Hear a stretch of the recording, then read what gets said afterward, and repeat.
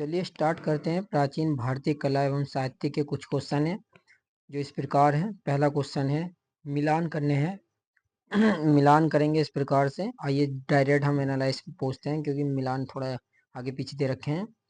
मिलान इस प्रकार से है, वह स्थान जहाँ देवता की मूर्ति स्थापित की जाती है तो गर्भगृह कहा जाता है। टावर यानी शिखर को दर्शाता है। स्पूत के आसपास वृत्ताकार पथ प्रदक्षिणा पथ कहलाता है। टाहू या टीला स्पूत के रूप में जाना जाता है। चलिए अब अगला क्वेश्चन पे ध्यान देंगे हम। भारत में पाया गया जिसमें से प्राचीनतम मंदिर कौन सा था? अब इसमें सबसे पुराना मंदिर जो दस अवतार मंदिर कहा जाता है, ये मध्य प्रदेश में है। चलिए इसके बारे में जानते हैं। इनमें से दस अवतार मंदिर जो है प्राचीनतम मंदिर है। गुप्तकालीन देवगढ़ का दस अवतार मंदिर नगर शैली में निर्मित है। नगर शैली पहले जो थी शैलीय के रूप में मंदिर स्थापित हुआ करते थे। द्रविड़ शैली दक्षिण में है, नगर शैली थोड़ा मध्य में है भारत के, और जो कश्मीर में स्थापित मंदिर है वो अलग प्रकार की शैलियों में है। ठीक है, तो छठी शताब्दी ईस्वी के आसपास ये निर्मित किया गया था मंदिर। और जो जगन्नाथ उड़ीसा में है, जगन्नाथ मंदिर आपने सुना होगा, वो सूर्य बेस पे है। वो 12वीं शताब्दी में। लिंगराज मंदिर जो बना था ये 11वीं शताब्दी में। राजराजेश्वर मंदिर 11वीं शताब्दी में बना था। ऐसी काफी सारे क्वेश्चन इस बेस पर आ सकते हैं कि कौन सा मंदिर कहाँ पे स्थित है। अगला क्वेश्चन है, तंजौर का राजेश्वर मंदिर किसको समर्पित है? तो देखिए सिंपल, वो है शिव को समर्पित है। और हम एनालाइज के रूप में पढ़ते हैं। राजेश्वर मंदिर तंजौर में है, शिव को समर्पित है। सोमनाथ मंदिर गुजरात में है, शिव को समर्पित है। केदारनाथ मंदिर उत्तराखंड में है, शिव को समर्पित है। कोणार्क मंदिर उड़ीसा में है, सूर्य को समर्पित है। पद्म स्वाभिमिनी मंदिर तमिलनाडु में है, विष्णु को समर्पित है। ठीक है, आइए अगले क्वेश्चन में बात करते हैं। विक्रमशिला विश्वविद्यालय, विक्रमशिला विश्वविद्यालय की स्थापना किसने की थी? विक्रमशिला विश्वविद्यालय की स्थापना जो की थी तुम्हारे धर्मपाल जी ने की थी। किसने की थी? धर्मपाल जी ने। देखिए सातवाहन के ये पाल वंश के शासक धर्मपाल जो 770 से 810 ईस्वी तक अपना राजा के रूप में रोल निभाया था। इन्होंने विक्रमशिला विश्वविद्यालय की स्थापना की थी। यह ब्रजियान बौद्ध धर्म का केंद्र था और इसमें तांत्रिक उपदेशक कार्यरत थे। सोमपुर महाविहार का निर्माण धर्मपाल ने कराया था। अगला क्वेश्चन पूछते हैं। देखिए इनमें से कौन सा विकल्प सही है ये देखना है। देखिए एलोरा शकों ने बनवाया था। महाबलीपुरम राष्ट्रकूटों ने बनवाया था। मीनाक्षी मंदिर पल्लवों ने बनवाया था। खुजारो चंदेलों ने नहीं बनवाया था। ये गलत है नहीं? कैसे, आइए देखते हैं, एनालाइज करते हैं। खुजारो हिंदू मंदिर जैन मंदिरों का समूह है। इसमें दो प्रकार के मंदिर पाए जाते हैं। जो मध्य प्रदेश के छतरपुर जिले में स्थित विंध्य पर्वत श्रृंखला पर स्थित है। इस मंदिर का निर्माण 950 से 1050 ईस्वी के मध्य चंदेलो शासकों ने कराया। एलोरा मंदिर का निर्माण राष्ट्रकूट शासकों ने करवाया। महाबलीपुरम मंदिर का निर्माण पल्लव शासकों ने करवाया। मीनाक्षी मंदिर का निर्माण पांड्य शासक द्वारा किया गया था। क्वेश्चन आ जाता है कि राष्ट्रकूट मंदिर का निर्माण कौन सा मंदिर है निर्माण करवाने वाला? एलोरा। ठीक है, चलिए भारत के चारों ओर कोनों में 4 मठों की स्थापना किसने की थी? तो आदि शंकराचार्य जी ने की थी। कहाँ की थी आइए देखते हैं। आदि शंकराचार्य ने भारत के 4 कोनों में 4 मठों की स्थापना की थी। कर्नाटक में श्रृंगेरी मठ है, और उड़ीसा में है गोवर्धन मठ, गुजरात में है शारदा मठ, और उत्तराखंड में तो है ही ज्योतिष मठ। चलिए अगला क्वेश्चन, निम्नलिखित में से सही मिलान कीजिए। तो मिलान ये है,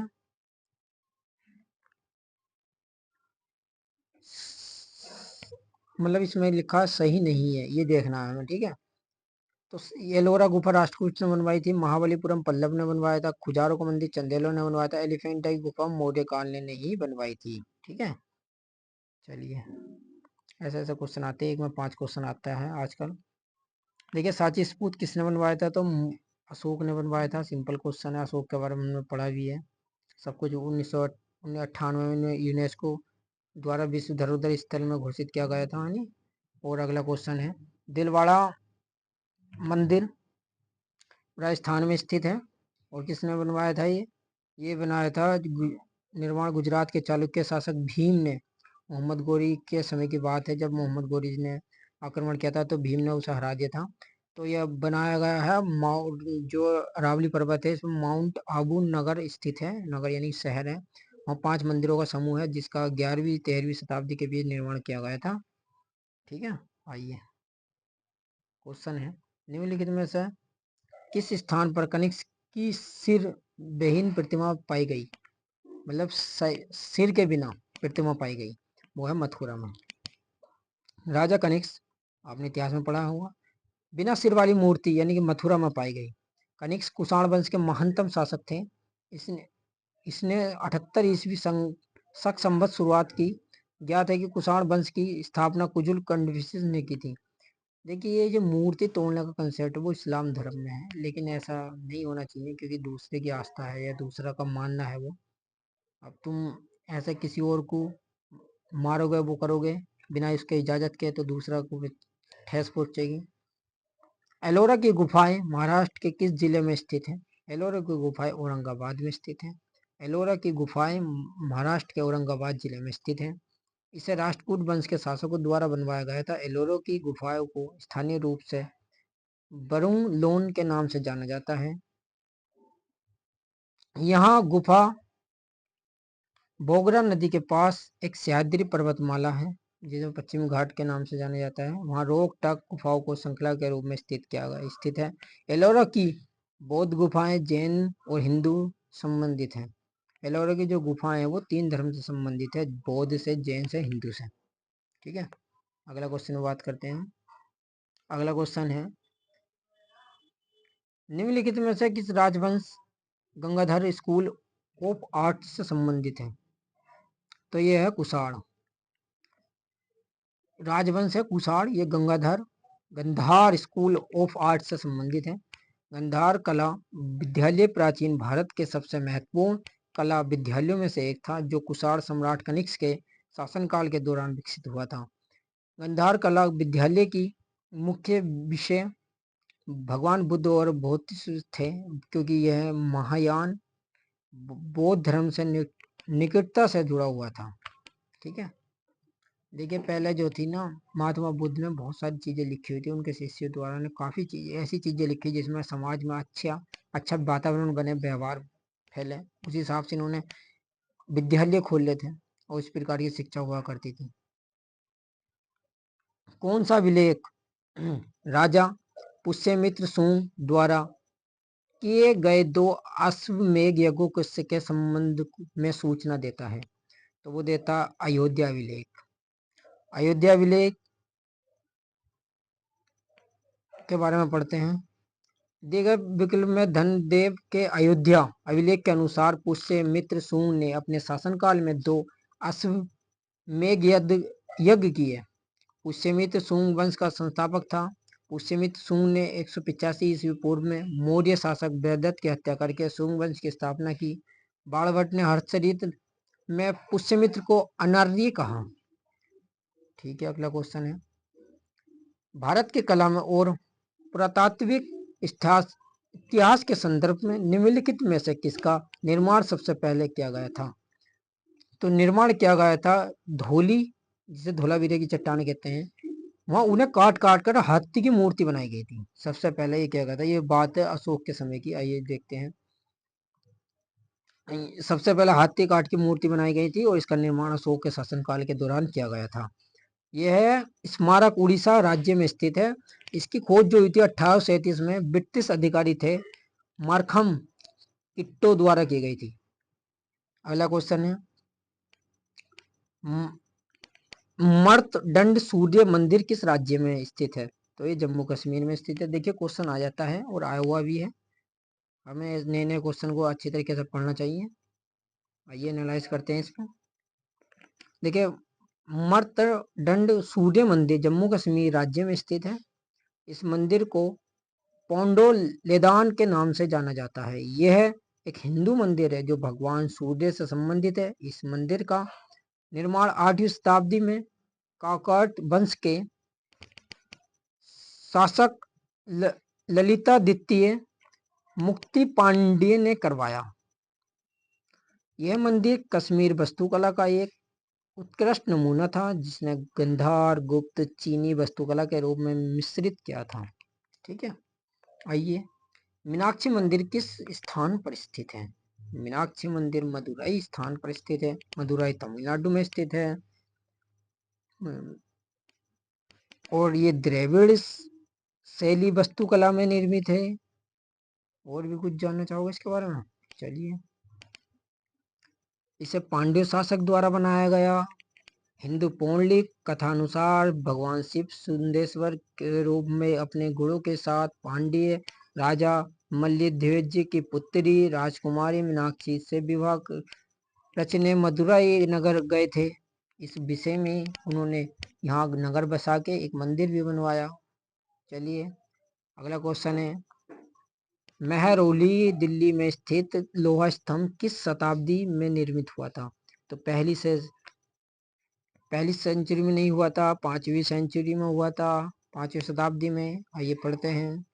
देखिए, दिल्ली में स्थित मेहरौली है जहाँ कुतुब मीनार स्थित है। 5वीं शताब्दी में चंद्रगुप्त मौर्य द्वितीय विक्रमादित्य के समय शासनकाल में बनवाया गया था। माना जाता है कि इससे सबसे पहले मथुरा के पास विष्णु पहाड़ी पर स्थित भगवान विष्णु के मंदिर के सामने स्थापित करवाया गया था, लेकिन बाद में 1050 में तैमूर वंश के राजा दिल्ली के संस्थापक अंगद पाल ने दिल्ली में पुनर्स्थापित किया और करने के बाद मोहम्मद बिन तुगलक ने कुतुब मीनार स्थापित कर दी उसके साइड में और मुस्लिम धर क्षेत्र बन गया। दिल्ली के कुब्बत उल इस्लाम मस्जिद के परिसर में स्थित प्रसिद्ध लोहा स्तंभ किसकी याद को दर्शाता है? जो चंद्रगुप्त की याद को दर्शाता है। ये क्वेश्चन तो अभी पढ़ा हमने। चलिए, अगला क्वेश्चन पे पूछते हैं, कंबोडिया में स्थापित भारतीय वास्तुकला का सर्वोत्तम उदाहरण कौन सा है? वो है हमारा अंकोर वाट मंदिर। कंबोडिया में एक अंकोर वाट मंदिर है जो सबसे बड़ा भगवान विष्णु को समर्पित है। इंडोनेशिया में जावा में स्थित है। जावा एक द्वीप है, वहाँ पे है। सबसे बड़े बौद्ध मठों में से एक है। चलिए, लेकिन इंडोनेशिया में सबसे ज़्यादा अभी भी कुछ जनसंख्या मुस्लिम है। कोई नहीं। अशोक के शिलालेखों पर किस लिपि का इस्तेमाल किया गया है?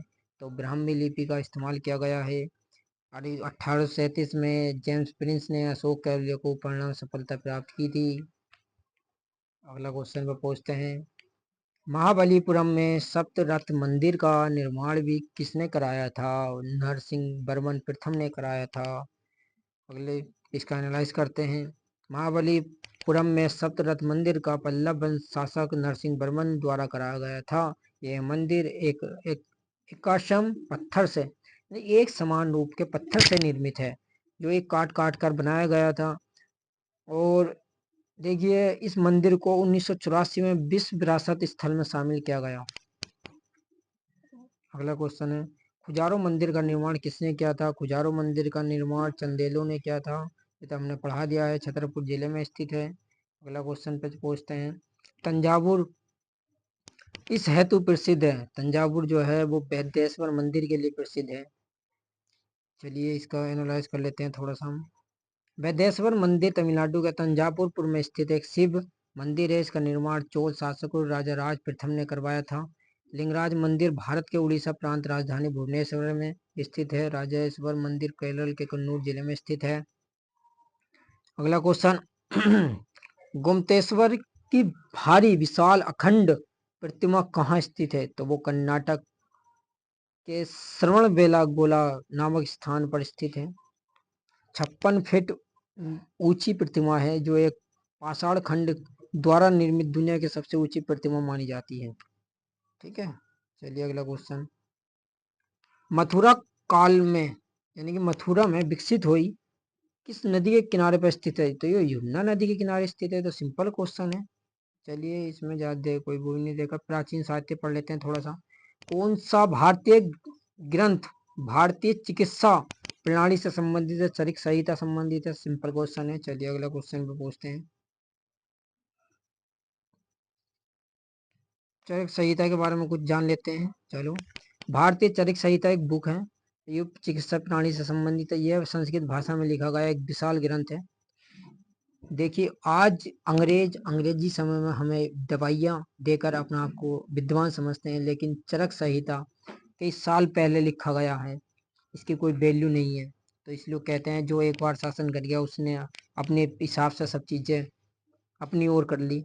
जिसके 8 भाग एवं 120 अध्याय हैं। इसे महर्षि चरक द्वारा लिखा गया।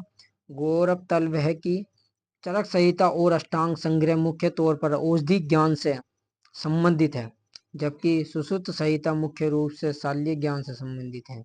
इसके अतिरिक्त सूर्य सिद्धांत को प्रभावशाली गणितज्ञ और खगोल शास्त्री आर्यभट्ट द्वारा लिखा गया था, जिसमें ज्यामिति, त्रिकोणमिति, ब्रह्मांड विज्ञान के कई पहलुओं को शामिल किया गया। भारमियार द्वारा बृहत संहिता लिखी गई है और इस पुस्तक ने खगोल विज्ञान ज्योतिष के क्षेत्र में भी योगदान दिया। जो आज साइंटिस्ट बने फिर रहे हैं, ये हमारे ही ग्रंथों से बहुत सारी चीजें चुरा चुरा के इन्होंने अपने इतिहास में अपना नाम जोड़ लिया है।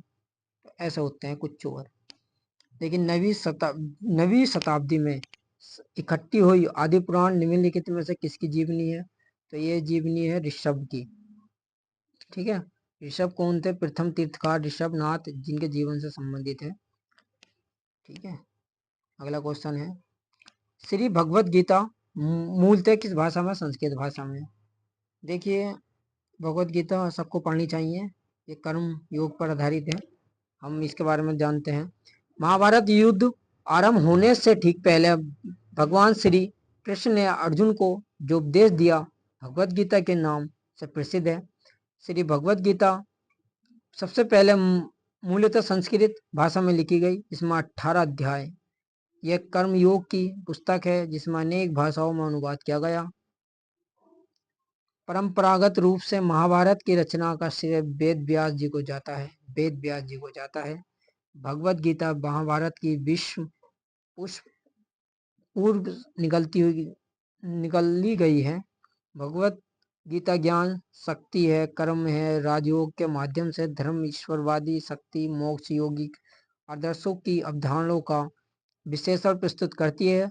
यह संख्य दर्शन पर आधारित है। ठीक है, अगला क्वेश्चन देखिए, सिंपल क्वेश्चन है। मेगास्थनीज की पुस्तक का नाम क्या है? इंडिका है। इंडिका कब लिखी गई थी? जब चंद्रगुप्त मौर्य था। चंद्रगुप्त मौर्य के मेगास्थनीज के दरबार में आया था 7 भागों में। देखिए, भारतीय समाज वर्गों को 7 भागों में विभाजित तो यही कर गया, और कुछ लोग ब्राह्मणों पर दोष देते हैं। हस्तचरित की रचना किसने की थी? बाणभट्ट ने की थी।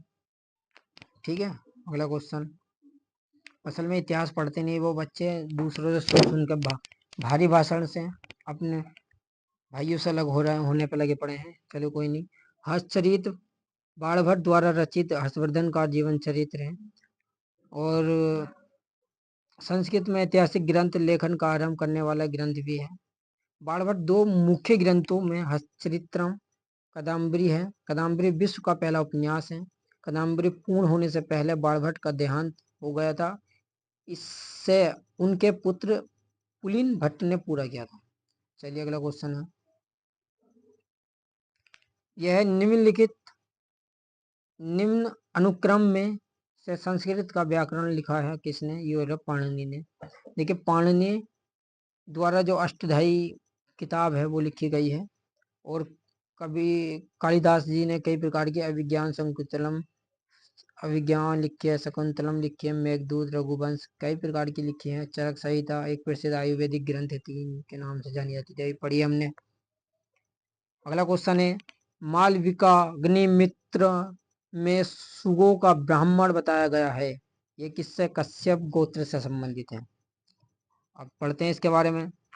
मालविकाग्निमित्र सुगो को ब्राह्मण बताया गया है, जो कश्यप गोत्र से संबंधित है। सुग वंश के संस्थापक पुष्यमित्र ने 2 अश्वमेध यज्ञ किए थे, जिसके पुरोहित पतंजलि थे। पुरोहित यानी कि करने वाले पतंजलि थे। शुग राजाओं का काल वैदिक अथवा ब्राह्मण धर्म कानून पुरुषांत का काल माना जाता है। यमोत्तर काल के सूंग कण्व सातवाहन एवं वाकाटक वंश ब्राह्मण वंश माने जाते हैं। बस मात्र 4 वंश हैं जो ब्राह्मण वंश माने जाते हैं, वरना इन 4 के बाद कोई ब्राह्मण वंश ने भारत पर राज नहीं करा। 800 साल तक तो मुस्लिमों ने राज किया, फिर 300-400 साल तक अंग्रेजों ने राज किया, अब कांग्रेस ने राज किया, अब बीजेपी राज कर रही है। चलिए क्वेश्चन निकालने चाहिए हमें, अच्छे लगे। आज के लिए इतनी काफी। ओके ठीक है।